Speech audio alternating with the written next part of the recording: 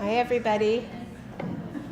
Welcome. Well, we are so pleased to have you here tonight, and we're so pleased to have Gabriel Dawe here, who, of course, is our 35th GAPP artist. But as many of you know, in fact, I'm sure everybody knows, this is not his first interaction with the Toledo Museum of Art, because he was here and created the amazing Plexus 35. And I know that Gabriel is going to talk to you more about what he's doing here as part of the GAPP program, as well as tell you more about his background and how his art has evolved. But I will just say that Gabriel is an incredible pleasure to work with. He's just one of the kindest, smartest, sweetest people that you could ever know. And I say that completely genuinely, and you can't say that about every artist, although we always hope that's true, and sometimes it is, but in this case, it's absolutely true. And one of the things that I really admire about Gabriel's work is that I think that he really strikes a chord between creating artwork that is really personal and personal to his experience, but that just connects with people and with art history in such a dynamic way. So he really kind of manages to do all those things, which is no small feat in any way. And so I'm delighted that I've been able to work with him. I'm delighted that he's here. And so without further ado, Gabriel Dawe.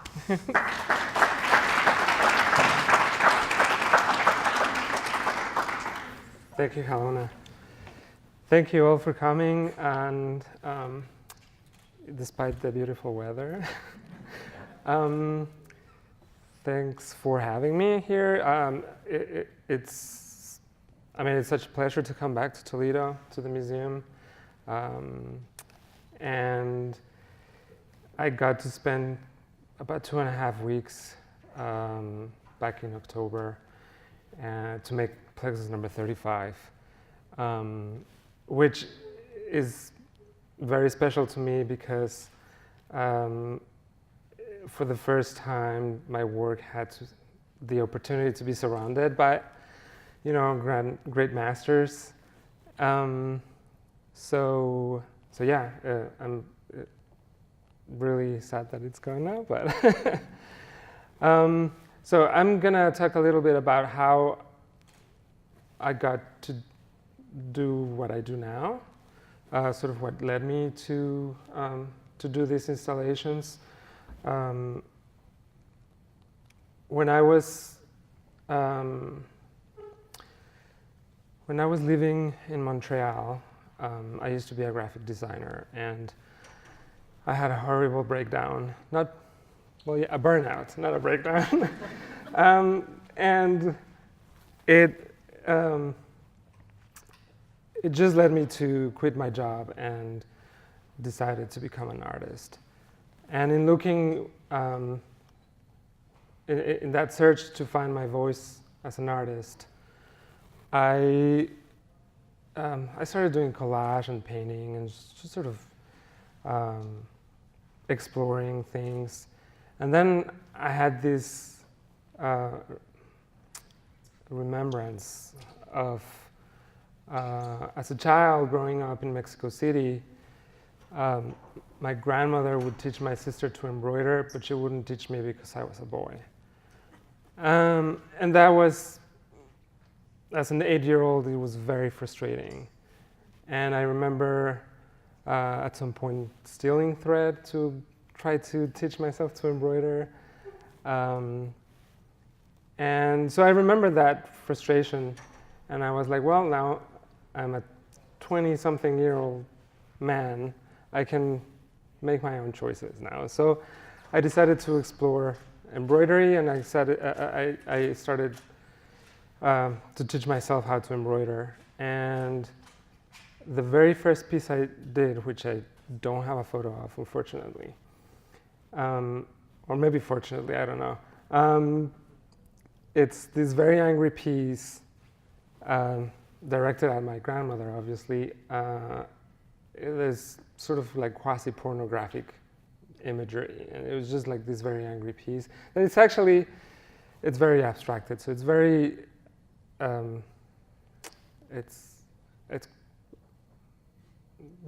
it's very beautiful, but it's not, but it was an angry piece, despite. And this was sort of the second piece I started embroidering. And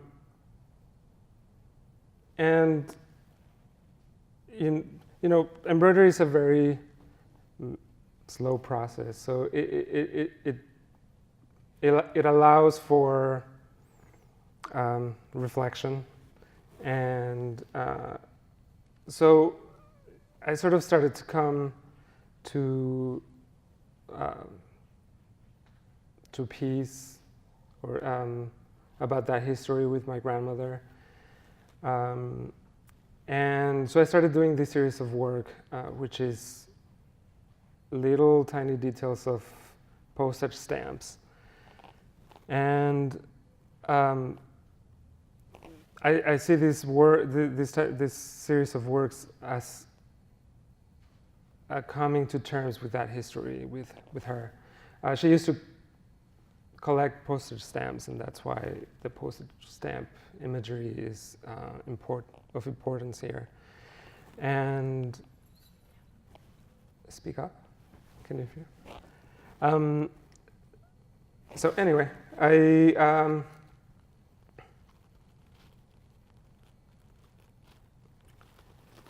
then started exploring the idea of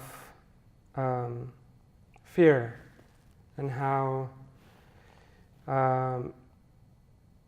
if you don't sort of deal with your fears, they will crawl on you. And so that's the sort of the metaphor. And these pieces were all done in plaid shirt pieces, like deconstructed fabric.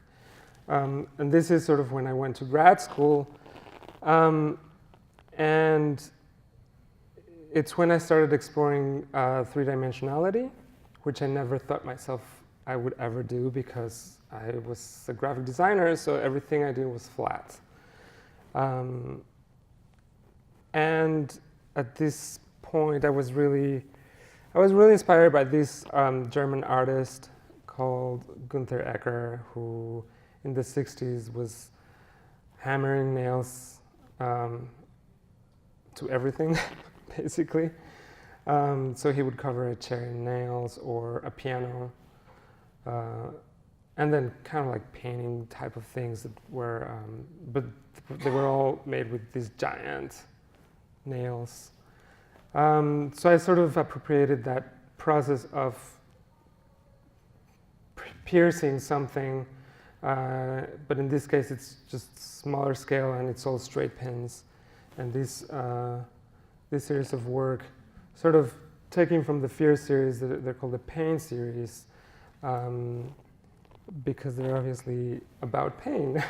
But it's not necessarily like physical pain, it's more about emotional pain and how we carry that pain, and we have to deal with that type of pain,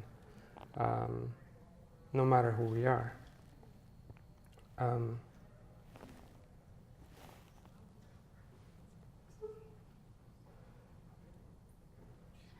And then this is part of also, it's kind of part of the pain series, but it's also about, at the time when I did this piece, the dialogue about don't ask, don't tell was really, it was right on. It hadn't been repealed. So this is sort of the first piece in that series that was about don't ask, don't tell. And it talks about how it's the perceived danger about gay people, openly gay people serving in the military. And then sort of this piece, which is the second of that series, is about how you have this social construct which is homosexuality, and it's taking away the function of this perfectly working pair of army boots. So it's this idea of just, even though you are perfectly able to perform duties in the military just because you're gay or you're openly gay. You can't. And this piece is rather important in sort of in the whole evolution of my work, because this is the first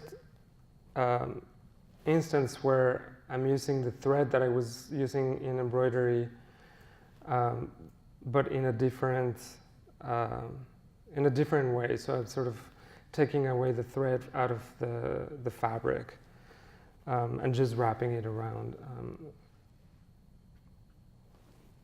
things. And I'll come back to this later, and this is the final piece of the Don't Ask, Don't Tell series. And it's called Intolerance, and it's a pair of vintage army pants, and they're completely covered in straight pins. It's about 320 pounds. Wait, no, I'm sorry. I'm exaggerating. It's 32 pounds. Yeah. My memory is failing.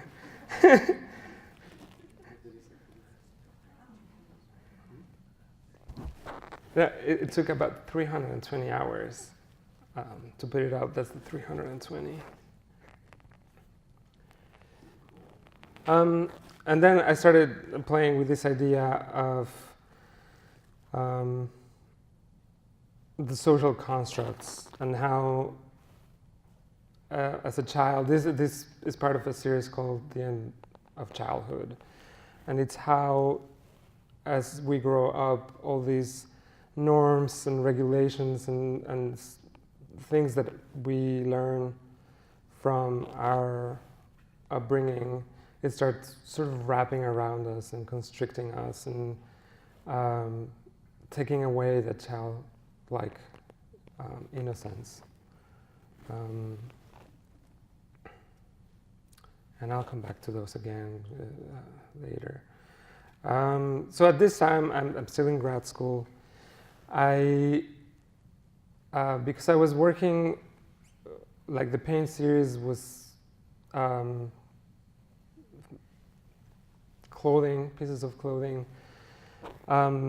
I was invited to be part of a show that was aiming to explore links between fashion and architecture. And I was collaborating with an architect, and we sort of started talking about what those things like fashion and architecture meant, and we were talking about how a lot of it has to do with the gaze, about being seen. So we're talking with this idea about the eye. And so I started making tests of what an eye could be with textile. So that was the beginnings of what later became the installations, but this is just a very small test, about 2 feet at the most, or maybe it was 1 feet, I don't remember. But and then that was just like a section of that, and it's like 6 feet tall, and it was trying to explore that if the thread would withstand being extended so like such a long distance. And then I was exploring the dimensionality of it. And all this is for this sort of eye thing that we were planning to do. And that's what sort of became, that was the architect built that wood structure, and then I just did the string.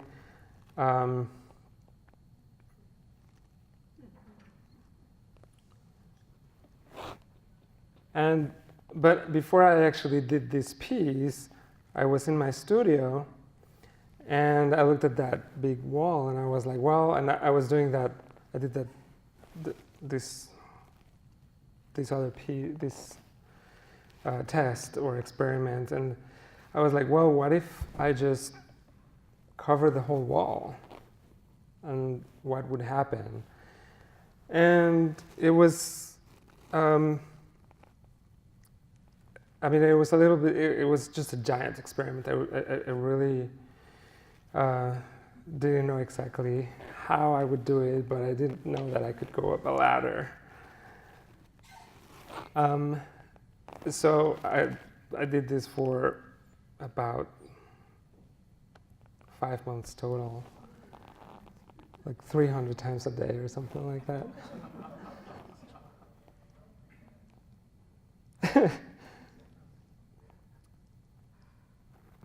And I was just going up and down with my little piece of thread, and it was just really trying to see what I could accomplish with the material.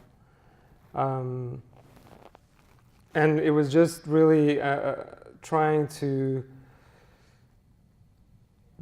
explore the change in scale. So because we were exploring links between fashion and architecture, I was taking the material, like the very core material of clothing, which at its base is just thread, and using it in the scale of the other, which is the architecture. So just trying to see what would happen if in using the material in an architectural scale.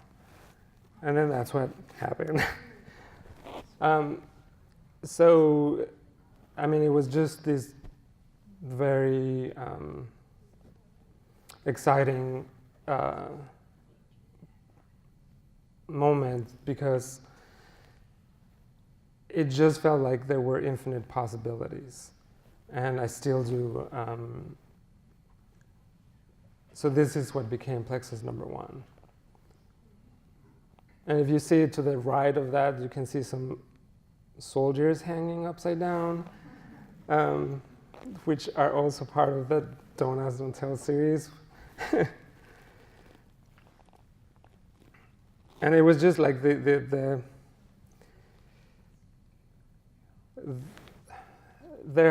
had some, I don't know how to say it, but just the sensuousness of the curves. It was just really, really exciting. And then, so there was a gallery, oops, sorry. There's a gallery in Dallas who has this little project room.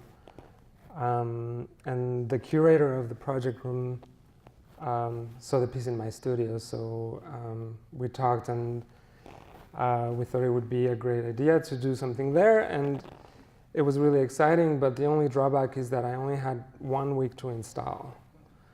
And I just very confidently said, like, sure, I can do that. And it was gonna be, like, I had like a year to figure it out, but then they called me like the next week and they said, like, okay, we had a canceling, how about next month? And I very confidently said, sure. And I mean, it was really one of those make it or break it moments, because like very at the 11th hour, I figured out how to do the same amount of work in like a fraction of the time. So I'm very proud of my ingenuity, to be honest. So this is what I've, oh.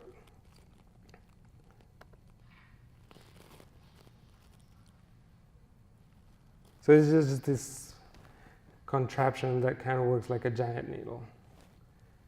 So instead of having to go up and down the ladder, I just take the pole up and then the pole down.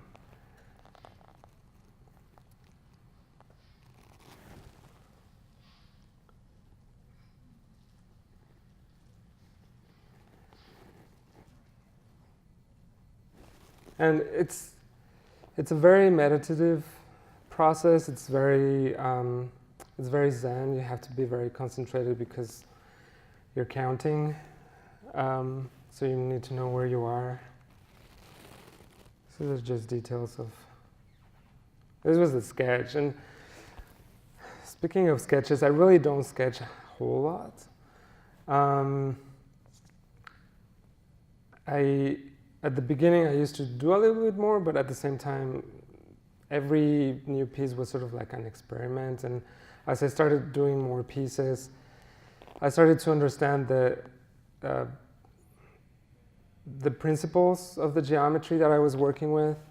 Like I came to understand that I was working with very specific geometric principles, which I couldn't name, but because I'm not a mathematician. But you know, and I also realized at some point that basically these are the type of drawings I used to do when I was a kid. It's just that they're on steroids now, and they're just like giants instead of being small. This is Plexus number 3. And it was kind of like a domino effect. Like this the director of this space saw my piece at the gallery, so he gave me a show. And then someone else saw another piece, saw the piece at the gallery as well, and at my studio, and then they gave me Plexus number 4. Oh, but before we go to Plexus number 4, what's important about Plexus number 3 is that I realized that all these structures were very ethereal in nature, and they kind of look like light, especially from afar. And so Plexus number 3 is when I consciously decided to use the full spectrum to make that point of reference more clear that we're dealing about light. And what I like about working with the idea of light, because I'm not really working with light, but I'm working with the idea of light, is that you have all these colors that are different, but together they come, when they're together, they produce white light. And it's this idea of you can have all these different things, but not because they're different. I mean, in essence, they're the same thing. So this Eastern philosophical idea of that all is one.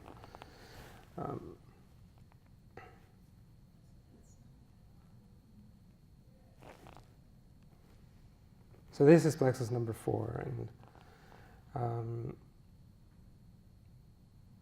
this is obviously not a full spectrum, but it's just a section of the spectrum, which I often do.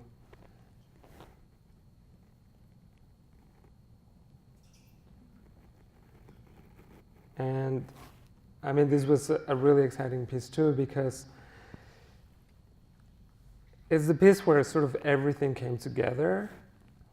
For the first time, I'm working with these volumes instead of planes. Like the first 3 pieces, even though I'm dealing with space in a way, but they're planes, they're morphed planes. And this piece is like volumetric, and it's very, I don't know. I mean, it actually has a lot of thread, and it's very dense, and it's also the piece that it started increasing or giving me more insight into the conceptual aspect of the pieces. Like I see these pieces as going back to the social constructs. There's this representation of these structures that we have to dance around with. And if you saw the piece here at the museum, you probably notice how they really affect your depth perception, and you have to sort of negotiate up to an extent with the space or with the piece.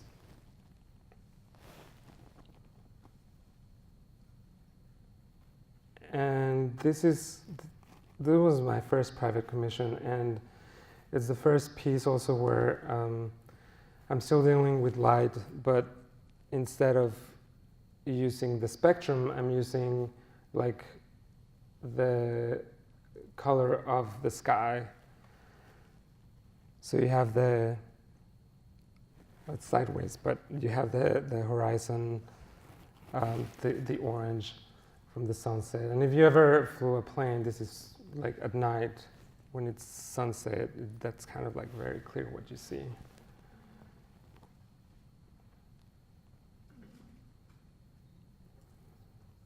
And this was my MFA show piece, which is called Torres de Satélite, which is this homage to this architectural sculpture in Mexico City, which was a collaboration between architect Barragan with artist Matias Geritz. And it's sort of my homage to that.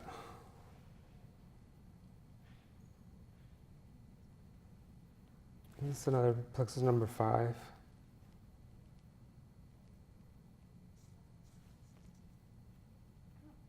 And this was this piece was at the Luminary Art Center in St. Louis. They used to be in a convent, or a former convent, and this was the nuns' chapel. I had this beautiful light, afternoon light coming through that glass window. This is Plexus number 10. It was my first overseas show in the UK.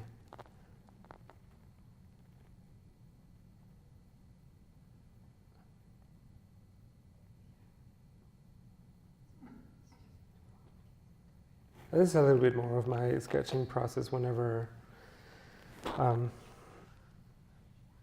do sketch.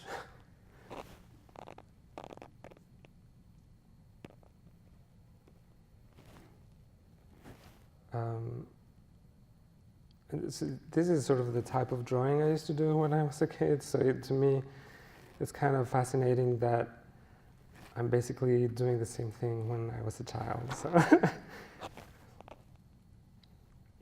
that was a sketch for this piece, which is Plexus number 12.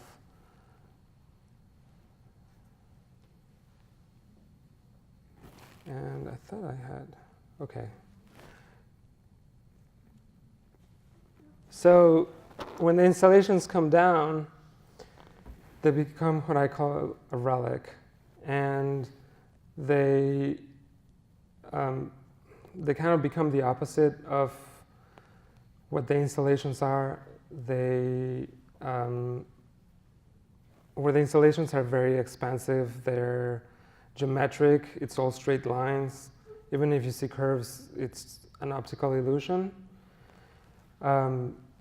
They're very sort of geometric and rigid in a sense, and they come down and they're very organic and they're very dense.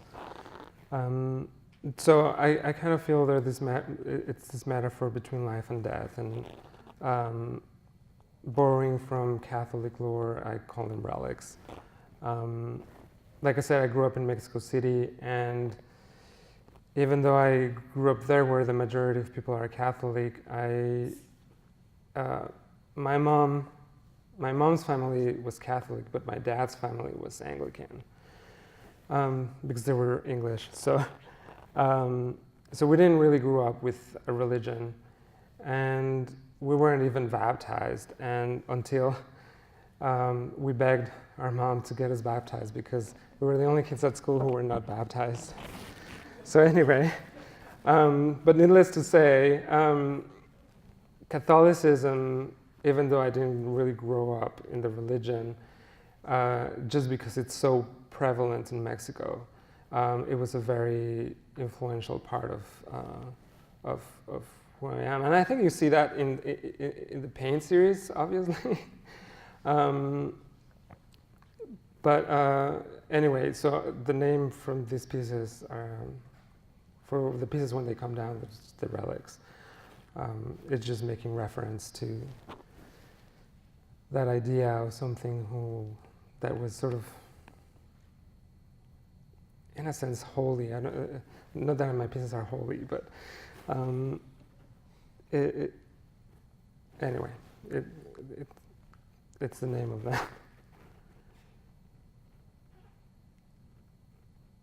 So when I was thinking about, when I was invited to come back for the GAPP residency, my immediate reaction was to try to accomplish something like what I get when the installations come down. So something, really my idea was to be able to encapsulate this in glass, but obviously I can't encapsulate thread in glass. So so we did some tests when I was here. Before I did the installation, I spent a couple days with the team here, and we did some tests, and sort of that was sort of the first part of the glass residency, or thinking about what I wanted to do for the glass residency.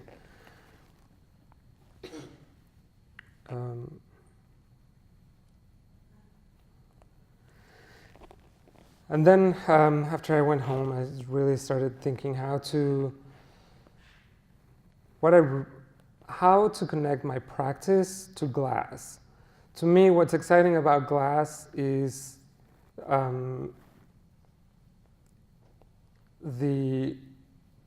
one of the things that really excites me about glass is that sense of depth and density when you're working with clear glass. And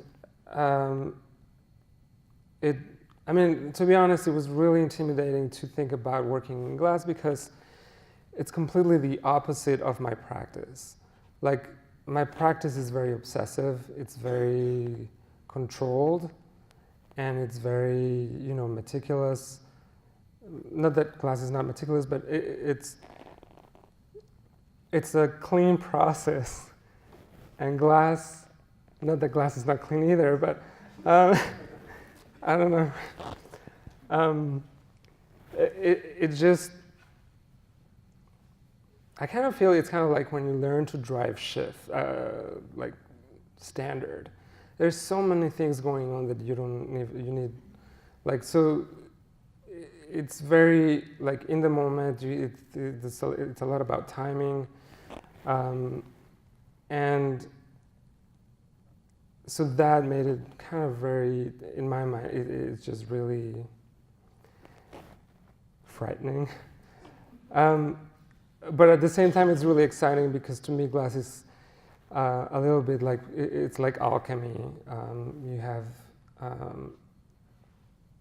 You have this sort of molten material, and then the way you work it, it's kind of magical.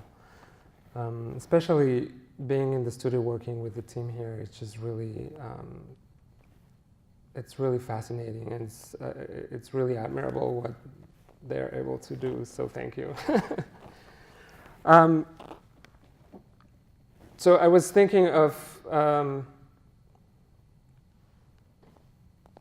trying to just, this idea of connecting my practice to the glass, and to me, one of the key things that have come like integral to my practice is the full spectrum. So taking the full spectrum, trying to explore ways of incorporating the full spectrum in the work. And this idea, like, I had sort of envisioned these pieces to be, because I'm also really excited about volume.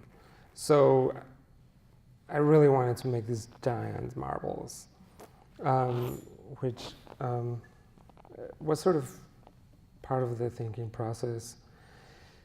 And then, but I was still not convinced of what to do. I really felt that there was something, I needed to connect it more to my work. And then a friend of mine sent me this image, something unrelated. This is Bernini's Pluto and Persephone. which I've seen when I was in Italy, and the mastery of the material, like you can see the hand pressing into the flesh, and it really, you can see it here more. It's just really fascinating how he's able to capture that softness of the body, and it immediately sort of the light bulb went off. It brought me back to these pieces, which I've done a lot of, but so I thought of incorporating somehow the thread into the glass. Obviously, once it's cold, but to achieve certain illusion that the thread is actually affecting the glass.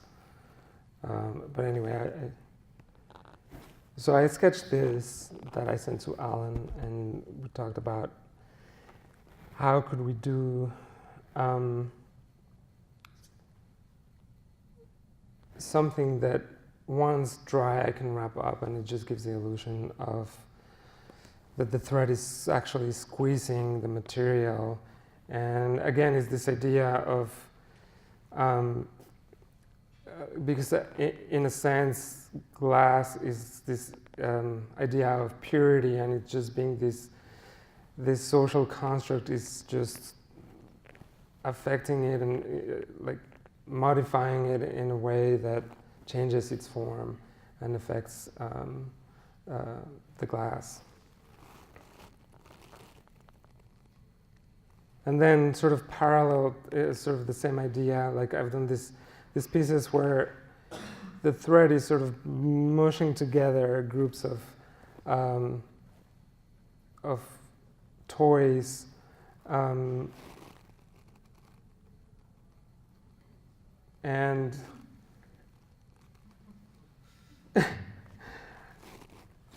I love these pieces because they're so funny. To me, they're funny, but they're serious at the same time because,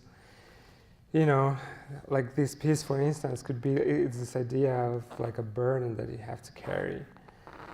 And that burden is sort of stuck to you by these social constructs. And I'm just talking in the abstract. I don't have any specific burden, but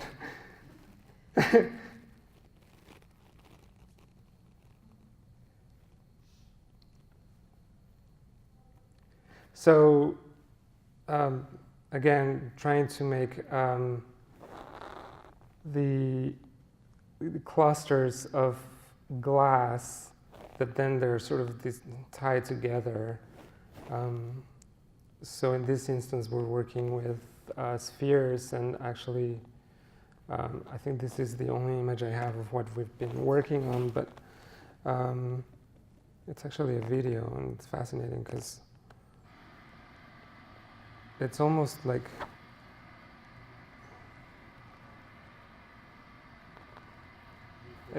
magic. They don't seem to move. Anyway. So that's what we've been working on. We've been building this copper cages where we blow hot glass. So we're making that idea, like this other idea, with blown glass, and specifically the one on the left, with blown glass and solid glass, because I'm really interested in the transparency of glass. So we've done that are completely solid. We're probably going to do a couple more. And then we've also done them in opaque glass so far, and we're probably like blown instead of solid. Obviously, the solid ones are really heavy, so the guys at the shop have been really pulling some muscle together to be able to get them. And yeah, I mean, I think, how am I on time? If you guys have some questions, I'll be happy to attempt to say something interesting about them. Or not. Yeah. Most of the thread pieces you showed us were in very clean environments. At the great gallery here, a busy floor and lots of paintings around it. What did you think when you saw a piece in that environment instead of in a very sterile white environment? Did you have any thoughts about that were different than the others? Yeah, well, so when the pieces are in a white cube, it's more about the piece itself, right? So, and that's fine. I mean, it's good. But then when you go into an environment that's that visually charged, and it becomes more about the dialogue. So I think the work, the installation gets activated by the pieces it's surrounded by, and I think the pieces that surround it are activated by the piece. So I find that particularly very interesting, like that dialogue between old and new specifically. I did a piece at Italian Palazzo in Como, in Italy, and it was the first piece I did in a setting like that, where it's a neoclassical building, so it's very ornamented, and I was not expecting much of it. I thought the piece was going to be sort of competing with the building itself, and I was really blown away how well they integrated with each other. And I think it's the same thing that happened here. Even though, yeah, you have a lot of visual information, the installations they're not that, I don't think they overwhelm the space because they're so ethereal. So I think, yeah, I mean, that really excites me. And when I came to do a site visit, Helena, the curator, she told me, like, okay, just roam the museum and tell me where you want to put a piece and make a proposal. And I was like, okay, and I did a proposal for 3 or 4 different spaces, but my favorite side was that great room, great gallery. And I was really scared that they were not going to go for it because, you know, it's the Grand Master's space. So, so yeah, it was really exciting that they chose that piece. Yeah. Yeah. Make a spectrum. How many actual different shades of thread do you use? It's changed. At the beginning, I used to work with 12. And then I switched the type of thread, and now I use sometimes 15, sometimes 16. Yeah. Yeah. Interesting. In the process of the thread pieces, do you plan anything in a 3D software, and how do you keep track of like how many meters or kilometers of yarn? Spreadsheets of as you can just do it in your head. I mean, there's a plan. There's no 3D rendering software. There's no algorithms. I'm sure you could use, but I don't. And I mean, I just have the understanding of the geometry, and I know, like depending, like the very same piece that I did here, I could have used another pattern and do something very different. But you kind of do the test pieces in your studio often too, don't you? Yeah, well, yeah, and I didn't used to have a studio, so for the many of the pieces I don't do a test, or I didn't used to do a test. Now that I have the space, I do find I do make some experiments to see if certain ideas work out. And for this specific one, I did a test in the studio. Specifically because the piece I did here was the first time I had that striation of colors, which I should mention that, I really wanted for a fairly long time to start disrupting the full spectrum in a harmonic way. And so anyway, in this studio test is when I finally came to the right way of breaking up the spectrum without it being, or in a way that I really liked. So this piece here at Toledo was the first time I did it in an exhibition. And I assume you don't execute all the pieces by yourself anymore? No. I mean, they've gotten bigger and bigger. So I sometimes work with one other person or two other people. Do you ever use like the light that illuminates your piece as a parameter itself, like by controlling the lights, or you just use the existing lighting and change it? Yeah, I just use the existing lighting. Yeah. Yeah. I like your thought about harmonics. If you translated that into music, have you ever thought about distortions or something subharmonic as maybe a different twist or a different thinking of the way you do your artwork?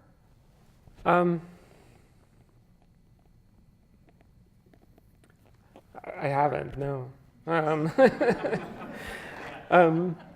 No, I think to me there's,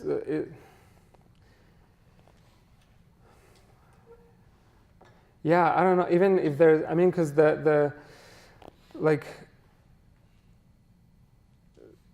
even the pieces that I consider to be somewhat disruptive, there still has to be certain harmony to it.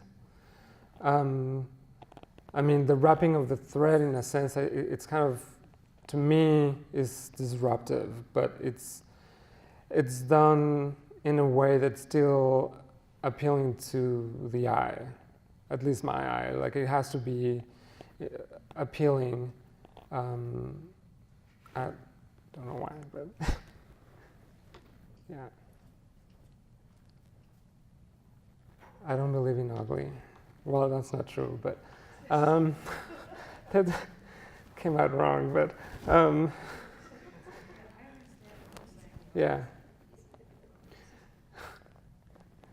Anyone else? Yeah? No, you had your chance. No, I'm just kidding. So since you've had your chance to, through your GAPP residency, to work with glass, do you think you'll do more with glass in the future? It's hard to say. Although I'm thoroughly enjoying being here, I don't see myself actually doing it. So if I can afford to hire them, maybe. I think the process is very intimidating. Like dealing with 2,000 degrees and 1,000 degrees temperatures. It's just like I really have a lot of respect for these guys who are sweating it. I'm too clumsy to. I don't know. So, because actually, when I was here, during the installation, I did spend a day in the lamp workshop. Is that right? The lamp work? Yeah. And so I did get to do stuff myself, and it's hard. So yeah, I don't know. I mean, time will tell, but it's still an exciting material to use. So I'm really happy that I have this opportunity where I don't actually have to do things, and I can just throw ideas at these guys, and they're like, oh, we can do this or that to accomplish it. And yeah, I mean, it's the ideal situation for someone like me. Have you ever thought of, instead of wrapping it with thread after the class is finished, to use glass threads to wrap it to get that dimension? We did some tests, and I wasn't really happy with that. It just, because, yeah, I didn't quite like that what we got. Maybe we can experiment some more these coming days, but we'll see. Yeah. What happens to your relics? I sell them. People collect them. That's the better phrasing.